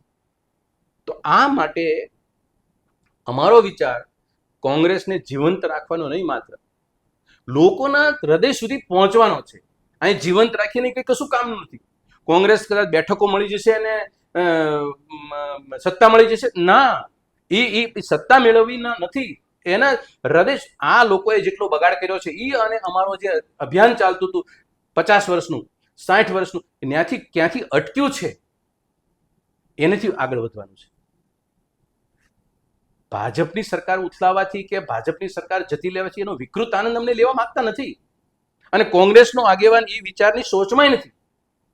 પણ તમે વિચાર કરો સાહેબ, આ હિન્દુસ્તાનના 10 જિલ્લા એવા છે કે જે સૌથી ટોપ કુપોષણના, એમાં 5 જિલ્લા આજે 30 વર્ષના શાસન પછી ગુજરાતના છે. બિલકુલ. હવે એ કુપોષણની પરિસ્થિતિની પીડા માટે કોણ એનો ફરિયાદી બને છે? એ કોંગ્રેસ બને છે. ત્યારે કોંગ્રેસ અવાજ કરે છે કે કુપોષણ છે એ એટલો બધો ખતરનાક દર્દ છે કે પેઢીઓની પેઢી બરબાદ થઈ જશે એ લોકોના ઘરમાં એક વખત દાખલ થઈ ગયું તો. આ બાળકોના જવાબદાર કોણ? આ પરિસ્થિતિ નિર્માણ કરનાર કોણ? 20 લાખ લોકો આજે અમદાવાદમાં અને ગુજરાતમાં ડ્રગ્સ લેતા થઈ ગયા છે. કોને દરવાજા ખોલી નાખ્યા? 20 લાખ લોકો, એમાંથી 3 લાખ થી 2.5 લાખ તો મહિલાઓ ડ્રગ્સ લે છે. 2600 પેડલર આનું નેટવર્ક બનાવીને ગુજરાતમાં બેઠા છે. રિપીટ ઉપર રિપીટ ગુના કરે છે. 70 વર્ષની એક મહિલાને બલાત્કાર કરનારો માણસ જેલમાં જાય છે, જેલમાં બહાર આવીને પાછો ભરૂચની એ જ મહિલા ઉપર બલાત્કાર કરે છે. કોઈનું લોહી ન ઉકળે. તો આવી આ ચર્ચા એની છે ખાલી. સરકારમાં બેઠેલા લોકોને સાંભળવાની કોઈ માનસિકતા નથી, અને અરાજકતા ફેલાવવા માટે પોતે જ તે પોતાનું મન મોકળું કરીને બેઠા હોય એ રીતે બેઠા છે. એક બાજુ અરાજકતા, એક બાજુ ઉત્સવ ખેલી જનતાને કરવી, બીજી બાજુ સંતા ઉપર ત્રાસ ગુજારવો, કોઈ સગવડતા સુવિધા ના આપી, કચેરીના ધક્કા ખાઈને ખાવા દેવાના. અને ઓલી સુંદરકાંડમાં લીટી છે ને, ભય બિન પ્રીત નહીં, એને ભય આપો એટલે પબ્લિક અમારી પાસે ફરતી રહે, પબ્લિકનું કંઈ કામ કરવાનું નહીં, અને પબ્લિક હેરાન થતી જાય. પાછી અમારી પાસે પબ્લિકનો ઉકેલ ઈશ્વર પાસે નહીં, અમારી પાસે જ છે એવું માની બેઠા છે આ લોકો. તમે 1 મિનિટમાં મને અનેક મુદ્દા ગણાવી દીધા, ચાહે ડ્રગ્સનો હોય, ચાહે શિક્ષણનો હોય, ચાહે સુવિધાઓનો હોય, કોઈ પણ મુદ્દો હોય. જેમ એક મને પણ યાદ આવ્યો કે જેમ આદિવાસી જિલ્લાઓમાં આજે પણ સ્ત્રીઓને જોડીમાં નાખીને દવાખાને લઈ જવી પડે છે, ત્યાં રસ્તાઓ નથી. જે સ્કૂલો હતી અને મર્જ કરવાના નામ પર તમે બંધ કરી દીધી, નવી તમે બનાવી નથી શક્યા. આટલા પાયાના પ્રશ્નો છે જેની ઉપર તમે બોલી શકો છો, લડી શકો છો, રોડ ઉપર આવી શકો છો, આ લોકોને ઘર ભેગા કરી શકો છો. આવા મુદ્દાઓ ઉપર કોંગ્રેસ બહાર નથી આવતી, ખુલીને બોલતી નથી. અને હમણાં જ જે વિધાનસભામાં જે પ્રદર્શન કર્યું પેલા બાટલા લઈ લઈને, એનો કોઈ અર્થ સરે ખરો? ને હું એની ટીકા નહીં કરું. જો પાર્ટી પ્રોટોકોલ ને પાર્ટીની નિર્ણાયક માણસો જે નિર્ણય લે એની સમજ પ્રમાણે નિર્ણય લેતા છે, એની મુબારક. મારે નિર્ણય લેવાનો હોય તો હું એક નિર્ણય લઈ શકતો હતો. હું નિર્ણયમાં કે આ ગઈકાલે હું પાવરમાં હોત, અથવા તો મારી વાતને કોઈ સાંભળી હોત, તો એક નિર્ણય લેવાતો હતો. હું તમને દાખલો આપું. લંપી વાયરસ ગુજરાતમાં આવ્યો, 25,000 ગૌમાતા મૃત્યુ પામી. સરકારની વેબસાઇટ ઉપર એવું લખ્યું છે કે એક ગૌમાતા મૃત્યુ પામે એને 16,000 રૂપિયા મળે. બરાબર? આ તો ભાજપાની સરકાર છે. મેં પક્ષને વાત કરી કે આમાં શું મોટો થઈ શકે એમ છે, હું ફરિયાદી બનું. આપણે આખી કોંગ્રેસ કચ્છમાં 15-20 બેસી જાય, અને તમામ જનરલ સેક્રેટરી અને વાઇસ પ્રેસિડેન્ટ ત્યાં બેસી અને એક ગામમાં એક વ્યક્તિને મૂકી અને એક પંચનામું કરે. એક્સ ગામમાં જઈ પંચનામું કરવાનું, 5 લોકોને તલાટી મંત્રીને સરપંચને સાથે રાખવાના.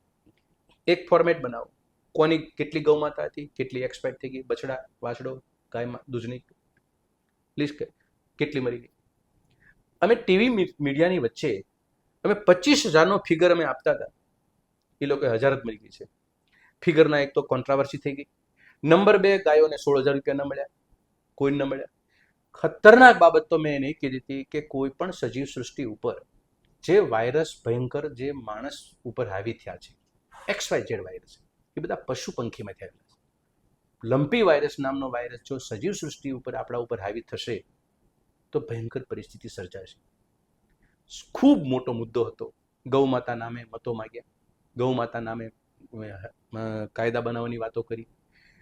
ગૌ માતાને વચન આપનારી પાર્ટી, માણસનું તો છોડ દો ને, પણ ગૌ માતાને વચન આપી નિભાવી ન શકી આ પાર્ટી છે. મતો એને લીધા છે જેની પાસેથી આજે ગૌ માતા પોતાના અસ્તિત્વ માટે પોતે રુદન કરે છે. એ લાગણી, ભાવના અને પ્રેમ ગૌના માતા પાસે કેટલી. ગૌમાંસ વેચતી કંપનીઓ પાસેથી જે ફંડ લેતા હોય હા, એ આ બાબત ઉપર શું કામ વિચારે? તો આ મુદ્દો હતો. મારો પ્રશ્ન અહીં હતો, આ મુદ્દો હતો અમારી પાસે, અમે મિસ કર્યો છે. જેના માટે જેના ઉપર એને મતો માંગ્યા છે. આજે હું તમને કહું, માફિયાઓ ગૌચર દબાવીને બેઠા છે. 1000 ગામડા કરતા વધુ ગામડાઓ અંદર 1 મીટર પણ ગૌચર બચ્યું નથી. 1 મીટર ગૌચર બચ્યું નથી. અને માત્ર હિન્દુ પ્રજા અત્યારે, હું ભારતીય જનતા પાર્ટી કોંગ્રેસની વાત બંને નથી કરતો, કોમન કહું છું, થાળીની અંદર ગાયનું ઘી, દૂધ, દહીં આવે એટલે સરસ મજાનું છે ગૌ માતા. આટલું વખાણ કરીને ગૌ માતાની મસ્કરી કરવાની, બીજું કશું નહીં કરવાનું. અને આ જવાબદારી કોની? હું પક્ષ વિપક્ષની વાત નહીં, પણ તમારી પાસે રાજકીય મુદ્દાઓ હતા, અમે નથી કરી શક્યા, એ અમે અફસોસ કરીએ છીએ. એક ખડગેજીનું એક નિવેદન જેને તોડી મરોડીને રજૂ કર્યું, અને એ નિવેદન ઉપર જો આખું ગુજરાત ગજવી શકતી હોય ભાજપ, તો આવડા મોટા મુદ્દાને લઈને કોંગ્રેસ શા માટે ગુજરાતને બેઠી ન કરી શકે? વાત એ છે. પણ ઉપાય તરફ પાછા આપણે જઈએ કે આ બધું થશે કેવી રીતે ગુજરાત પ્રદેશ કોંગ્રેસ સમિતિમાં સુધારો આવશે, કેવી રીતે ઉપર સુધી વાત જશે, અને કેવી રીતે આજે વાત તો થઈને કરીને જાય છે કે રેસના ઘોડાને લગનના ઘોડા અલગ પાડીએ, પણ એક પણ ઘોડાને કોઈ પાણીચું પકડાવતું નથી. તો આ ચેન્જ આવશે કેવી રીતે?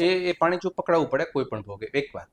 બીજી બાબત એ છે કે તમને ખ્યાલ હશે 1987 આજનું ગુજરાત સમાચાર તમે જુઓ તો અંદર લખ્યું છે 87 લતીફ નામનો એક ડોન હતો. એ 5 જગ્યાએ મ્યુનિસિપલ કોર્પોરેશનમાં ફોર્મ ભર્યું, જેલમાં હતો. માતાની બીમારી, એનું નામ કોંગ્રેસ સાથે જોડાય છે. સોરી ડિસ્ટર્બ કરું છું. એની સાથે કોંગ્રેસ સામે જોડાય છે. પણ તમે સમજો, એ વ્યક્તિ જ્યારે ચૂંટણી લડ્યો ત્યારે કોંગ્રેસ ભાજપને બંનેને હરવીને અપક્ષમાં ચૂંટણી લડ્યો છે. અમારી સાથે જોડાયો તો અમારું પ્રતિક ન હોત આપ્યું. લોકોને વિચારવું જોઈએ કે તો કોંગ્રેસનું પ્રતિક આપ્યું હોત ને. કોંગ્રેસે પ્રતિક નથી આપ્યું એને. એ અપક્ષ તરીકે લડ્યો. ભાજપ કોંગ્રેસને બંનેને એ 5 બેઠક પાછી એકમાં એ જીત્યો, એકમાં રાખી 4 બેઠકો ચૂંટણી આપી, 4 ભાજપના જીત્યા છે. 4 ભાજપની આવી છે. પ્રશ્ન એથી એ દિવસે લતીફ ડોન જેલમાં બેસીને જે રીતે મત લેતો હતો, આજે મેલમાં બેસીને મત લે છે. સેમ પરિસ્થિતિ છે, કોઈ ફરક નહીં. જેલમાં બેસીને, અરે સાઉથ કોરિયાનો કિંગ જોંગ અપક્ષ બિનહરીફ ચૂંટાય છે, તો એને કઈ સત્તા કહેશો? લતીફ 4-5 જગ્યાએ ચૂંટણો, એને કઈ સત્તા કહેશો? જો કોંગ્રેસ જે દિવસે પણ બહાર આવી, કે જે દિવસે માની લો કે એને તમે બૌદ્ધિકની રીતે કહો કે આધ્યાત્મિક રીતે કહો કે જે રીતે કહો, આજે નાશવંત પરિસ્થિતિમાં માને છે કોઈ, પણ હું નથી માનતો. જીવંત કોંગ્રેસ છે. કોના કારણે જીવંત છે? ગ્રાસ રૂટ લેવલ ઉપર કાર્યકર્તા છે ને એ જુસ્સાવાળો છે સાહેબ. એને માત્ર ને માત્ર યોગ્ય નેતૃત્વ માટે અને નાટક તરકટથી દૂર રહી નેતાગીરી થાય સાહેબ.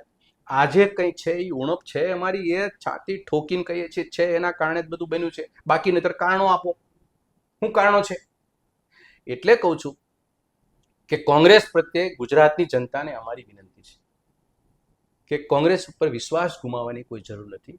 કોંગ્રેસ આ દેશનું ભવિષ્ય છે ને કોંગ્રેસે દેશના ભવિષ્યને પાટા ઉપર લઈ જવા માટેનું સૌથી વધુ વર્ષો સુધી 2 પેઢી સુધી કામ કર્યું હોય તો એ કોંગ્રેસે કર્યું છે.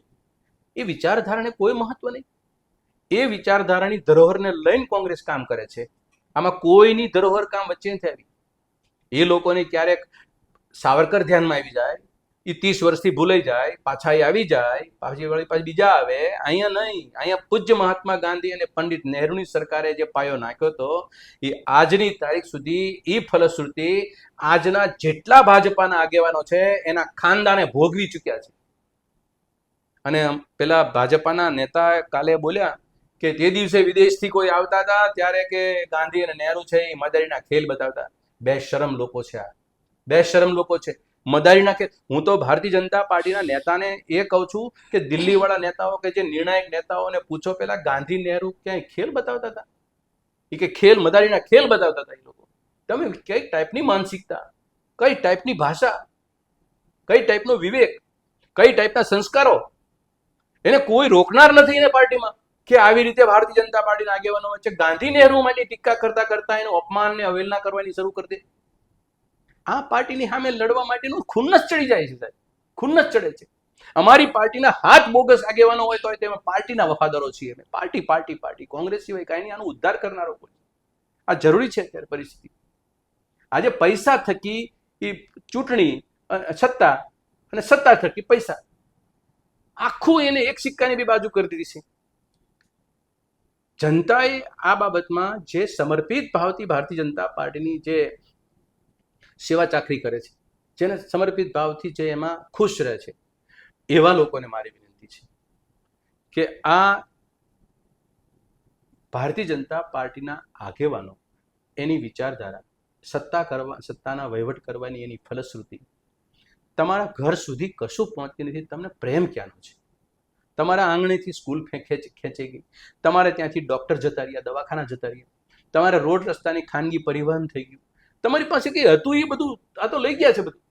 તમે છતાં પણ તમે ભાજપ કરો છો ને કોંગ્રેસના નેતાગીરીને તમે ગાળો કાઢી રાખો છો. પણ નો ડાઉટ અમારી ભૂલો તો અમે સ્વીકારીએ છીએ, પણ તમે થોડીક તો વિચારો કે ભાઈ આ પરિસ્થિતિમાં કોંગ્રેસના નેતાઓ સારા હોય ને સપોર્ટ આપો, સમર્થન કરો કે ભાઈ આ માણસ બોલે સારું, બરાબર, પણ મુદ્દો તો બનાવવો પડશે અને સહકાર તો આપવો પડશે. નહીંતર પરિસ્થિતિ કોંગ્રેસ તો 25 વર્ષથી સત્તા બહાર છે, તો તમે સેવા વગરના થઈ જશો. સરવાળો તો બેન જ છે, ભાજપને તો લીલા લહેર જ છે. લોકો સહકાર આપવા તૈયાર છે, એ વસ્તુ સાફ આમ કેવી ને દીવા જેવી દેખાય છે. લોકો નેતૃત્વ શોધી રહ્યા છે, ઓપ્શન શોધી રહ્યા છે, લીડરશિપ માટે વિવડ છે કે કોક લીડરશિપ લે તો અમે પાછળ ચાલવા પણ તૈયાર છીએ. અને તમે હમણાં જે વાત કહી કે કોંગ્રેસ ઉપર ભરોસો ના ગુમાવશો, તો ક્યાં સુધી બનાવી રાખશે? વાત એ છે કે ક્યારે આમાં સુધારો આવશે, ક્યારે કોઈક તો એક આશાનું કિરણ દેખાય ને કે હા ચલો ઉપરથી ફટાફટ જે આ પ્રકાર દૂધમાં તઈમાં બંને જગ્યાએ પગ રાખે છે એને ઘર ભેગા કરો, સારા વ્યવસ્થિત લોકોના હાથમાં બાગડોર સોંપો અને નીચેથી લઈને ઉપર સુધી સુધારો કરો અને કોંગ્રેસને પહેલા બેઠી કરો. અમારા પ્રયત્ન બેન બહુ સરસ અને સારી રીતે ચાલે છે. અમે લોકોએ વિશ્વાસ મેળવવાનો પ્રયત્ન અમે કરીએ છીએ. કોંગ્રેસમાં અમે છીએ એટલા માટે નથી કહેતો, આ પક્ષને અમે અંદર છીએ એટલા માટે પક્ષની વાત સારી નથી બોલતો. અમે બેબાકીથી વાતો કરીએ છીએ. ભાજપનો કોઈ સારો નિર્ણય હોય તો અમે દમથી બોલીએ છીએ કે ના, એને સારો નિર્ણય લીધો. પણ જ્યારે રાજનીતિમાં જનતાને છેતરવાની રાજનીતિ થાય ત્યારે અમારો અવાજ છે. તમે મને એક મુદ્દો બતાવો આ જીવનના કે 65 વર્ષની અંદર 62 વર્ષ કોંગ્રેસનું રાજ કર્યું, ગુજરાતમાં 2-5 જે કંઈ રાજ કર્યું, જનતાને છેતરીને કોઈ કાયદો બનાવ્યો, જનતાને આંખમાં ધૂળ નાખીને કોઈ કાયદો બનાવ્યો, અથવા તો જનતાને કાયદો બનાવ્યો તો એની અંદર રાજકીય પક્ષ તરીકે કોંગ્રેસની અંદર લાભ થવાનો હોય? સાહેબ નથી. તમે સોક્રેટિસે પહેલી વખત રાજનીતિની વ્યાખ્યા આપી ઈસવીસન પૂર્વે, ત્યારે એમાં 4 બાબત હતી. કોઈ પણ સત્તા હોય, ચાહે સરમુખત્યારશાહી હોય, ચાહે લોકશાહી હોય કે રાજાશાહી હોય કે કહે રાષ્ટ્રપતિ શાસન હોય કે કોઈ પણ સત્તા પાસે જનતા એની કે પ્રજા શું માગે? 4 બાબત. પહેલું શિક્ષણ, બીજું આરોગ્ય, ત્રીજું રોજગારી, ચોથું સુરક્ષા. આ 4 પાય ઉપર આ માગીને લેવાની વાત નથી. આ જનતાને એની સત્તાએ વગર માગે એની ચિંતા કરવાના ભાગે આપવાની છે. આ 4 આપી દે તો અરાજકતા જેવો શબ્દ નીકળી જાય જીવનમાં. બિલકુલ. આજની તારીખે તમે મને આરોગ્ય, શિક્ષણ, સુરક્ષા, રોજગારી મને કયો, આ 35 વર્ષની અંદર એક પેઢી થઈ ગઈ. જે હતી એ બી લઈ લીધી છે. હતી એ લઈ લીધી, બરાબર. હું એમ માનું છું કે કોંગ્રેસના 10 ભૂલો હશે, નેતાઓની ભૂલો હશે, બધું બરાબર છે. અમારા મનમાંથી કોંગ્રેસ પ્રત્યેનો ભાવ પ્રેમ ઓછો નથી થતો ને, એનું કારણ છે કે આને કોઈ જગ્યાએ લીલા તોરણ નથી બાંધી દીધા. યસ. એમને થોડું સારું કામ કરી દીધું હોત કે ભાઈ આરોગ્યના નામે કોઈ પણ વ્યક્તિ જ્યાં ઊભો હોય ને મોબાઈલ મારશે ત્યાં એમ્બ્યુલન્સ આવી જશે. એના ગામડાની અંદર જ્યાં આગળ તો આયુર્વેદિક ડોક્ટર કે પેલો ડોક્ટર કે હોમિયોપેથી ડોક્ટર આમ કમ્પલસરી ત્યાં 24 કલાક રેસિડેન્શિયલ ડોક્ટર 24/7 ત્યાં હશે. ત્યાં નથી કર્યું, હતો એ ઉઠાવી લીધો.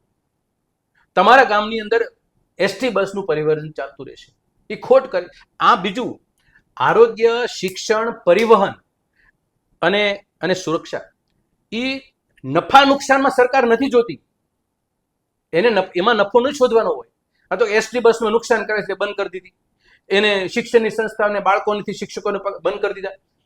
રિસર્ચ પાછળ અને શિક્ષણ પાછળ ને આરોગ્ય પાછળ સરકાર એની કોઈ દિવસ એના આવક નફાના ધોરણો નથી નક્કી કરી શકતી.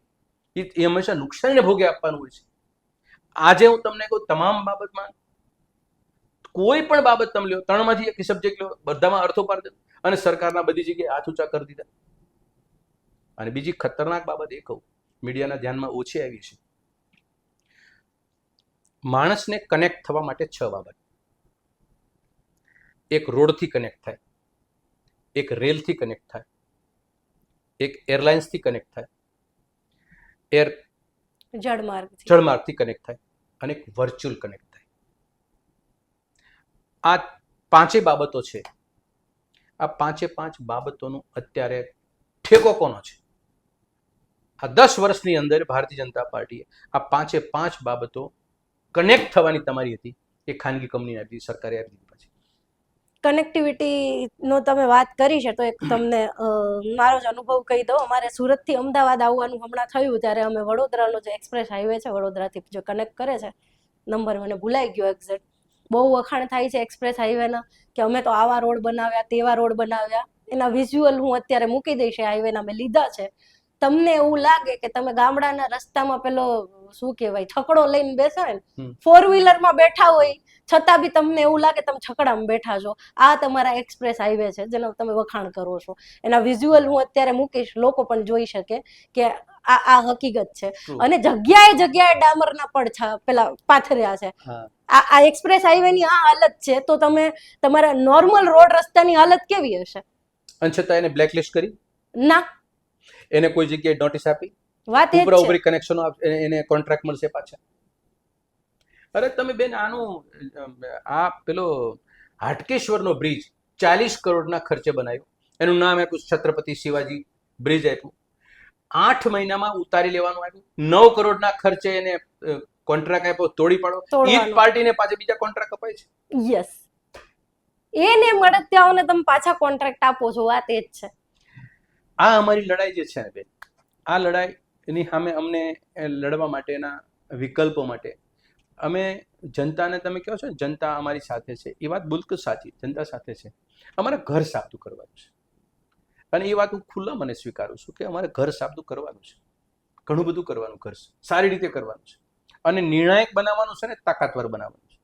અને અમે જાહેરમાં અમે સ્વીકારતા કંઈ ખચકાટ અનુભવતા નથી. મેં ઘણી વખત આ BTVના માધ્યમથી કે બીજા ટીવીના માધ્યમથી અમે ચર્ચાનો સંવાદ બન્યો ત્યારે કીધું છે કે અમારી ભૂલો એ અમે એવું ક્યાંય કોઈ જગ્યાએ ઠેકી મારવા નથી કરતા કે અમારું કશું ભૂલ નથી. છે 27 વર્ષનો પીરિયડ છે એટલે છે, બિલકુલ. નહીતર અમે કંઈક ને કંઈક અમારી આર્ગ્યુમેન્ટ ઊભી રહે. પણ આજે અમારી આર્ગ્યુમેન્ટ ઊભી નથી રહી, અમે સ્વીકાર લીધું ને. અમે સ્વીકારવાથી એટલા માટે ઘણા લોકો અમને કહે છે, અમને તમારી સાંભળશું ત્યારે કહે છે કે આ તો કોંગ્રેસના આગેવાને કોંગ્રેસની સૌથી બધું વાતો કોંગ્રેસની ખરાબ કરી. પણ કોંગ્રેસની ખરાબ નથી. હું તમને કહું, એક ઓપીડી તમારે કરવાની હોય, સાચી વસ્તુનું નિરાકરણ કરવું પડે. આ છે નથી તો તમારે દલીલ કરીને એનો માટેનો રિએક્શન ઉલટા ચિલટા આપી નહીં, પણ એનું એપ્રોપ્રિએટ રસ્તો કાઢવો જોઈએ. આપણે નથી કાઢી શકતા તો એ પણ આપણી ભૂલ છે. બિલકુલ. તમે બીમાર હોય, તમારા શરીરમાં રોગના લક્ષણ હોય અને તમે એમ કહો ના અમે સ્વસ્થ છીએ, તો એ તો રોગ વકરતો જશે, તમને જ નડશે છેલ્લે. સીધી વાત છે. એટલે એ તો ખેર સ્વીકારવું જ રહ્યું. અને આપણે આશા રાખીએ કે આ સ્વીકારીને રોગના જે લક્ષણ છે એની દવા થાય. ટેબ્લેટ શોધો, ચાહે ઇન્જેક્શન દો કે સર્જરી કરો, જે કરો એ કરો, પણ આજે કહેવાય ને 3-4 સ્ટેજ સુધી જે રોગ પહોંચી ગયો છે ને, એને કોઈ પણ રીતે બહાર નીકળે અને એક મજબૂત નેતૃત્વ ગુજરાતને ફરી પાછું મળે, ગુજરાતમાં કોંગ્રેસ ફરી બેઠી થાય. અને કોંગ્રેસ જે બેઠી થાય ને એ બી પાછી ભાજપનો પડછાયો હોય એવી નહીં, એવી કોંગ્રેસ નથી જોતી. આપણે ગાંધીની, નહેરુની કોંગ્રેસ જોઈએ છે, જે ઉદ્ધારમાં માને છે, ઉત્સવમાં નહીં. એટલે આપણે પણ ઈચ્છીએ કે મજબૂત વિપક્ષ હોય આપણી પાસે. પહેલા તો વિપક્ષ તરીકે મજબૂત થાવ તો લોકો તૈયાર જ છે તમને સત્તા આપવા માટે. લોકો રાહ જોઈને જ બેઠા છે. આશા રાખીએ આપણે જલ્દીથી કંઈક બદલાવ આવે અને જે ઘોડા દોડી નથી શકતા, ચાલી નથી શકતા, એને જલ્દીથી તમે રેસમાંથી બહાર કરો, અને જે ચાલી શકે એવા છે એ ઘોડાને કમાન સોંપો. તો ગુજરાત રાહ જોઈને બેઠું છે વિપક્ષની, અને એક નવા ચહેરાની અથવા તો કહીએ કે નવી લીડરશિપની. આશા રાખીએ બહુ જલ્દી ગુજરાતની જનતાની ઈચ્છા પૂરી થાય. અને આ હતા આપણી સાથે મનહર પટેલ. ખૂબ સરસ વાતો કરી, અને આ એક કહેવાય ને કે બિરદાવા જેવી વાત છે કોંગ્રેસ પક્ષની કે લોકો ભૂલો પણ સ્વીકારી શકે છે. રાહુલ ગાંધી, અત્યારે આ વાત યાદ આવી તો એક એડ કરી દઉં. રાહુલ ગાંધી એક એવા વ્યક્તિ છે જેણે જાહેરમાં એવું સ્વીકાર્યું કે જે ઇમરજન્સી હતી એ કોંગ્રેસનો કે ઇન્દિરા ગાંધીનો નિર્ણય ખોટો હતો. પોતાની ભૂલોને જાહેરમાં સ્વીકારવીને આ બધા નથી કરી શકતા. મને કોઈ ભાજપ વાળો એમ કે ભાઈ શું કહેવાય, અમારા પક્ષે આ જગ્યાએ આ નિર્ણય લીધો હતો એ ખોટો હતો. એક પણ પોતાની ભૂલે જાહેરમાં નહીં સ્વીકારે. ઉલટા એને શું કહેવાય, ડિફેન્ડ કરવા માટે બધા ઉતરી પડશે. તો આવી બધી બાબતો પણ ધ્યાનમાં લઈએ. અને સોશિયલ મીડિયા ઉપર સાહેબ એક વાત બહુ પ્રચલિત છે કે આપણા બાપ દાદા ભલે ભણેલા નહોતા પણ કોઠા સૂઝ હતી, કે અત્યાર સુધી હમણાં આ લોકોને દૂર રાખ્યા હતા.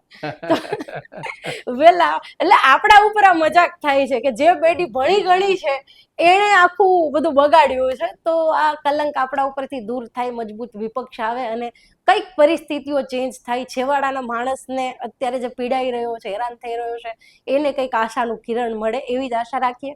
મળીશું નવા વિડીયોમાં નવા વિષય સાથે. ત્યાં સુધી આવજો. નમસ્કાર.